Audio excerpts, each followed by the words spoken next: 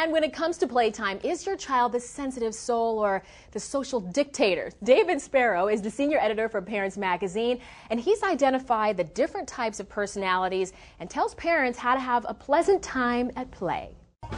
Playtime personality is pretty much the way your child interacts with other kids on play dates and in other social situations.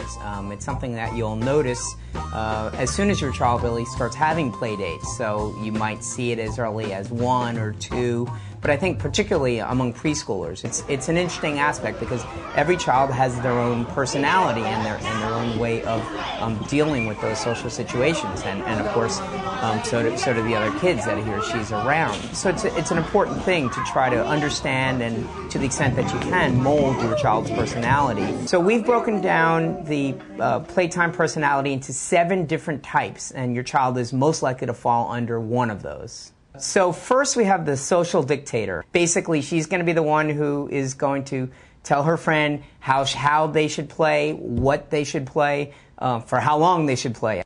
Next we have the leg clinger. This is a very shy child who needs to be gently pushed into a social situation. Next we have the follower, and this is basically a child who do whatever all the other kids want him to do. The nice thing about it is this child often is popular because he's easy to get along with. And next we have the sensitive soul, and this child is one where you're almost invariably going to wind up with a meltdown situation. It can be almost anything that's going to upset him. Next we have the child who has a short fuse, basically a hot-headed kid. If you grab one of his blocks, he's going to throw things at you or get very aggressive in behavior. We've got Henry, he's almost 4, and Lily's 5.5. My children's playtime's personalities, Lily is definitely the dictator, and Henry is without question the short fuse, because God help you if you take one of his toys.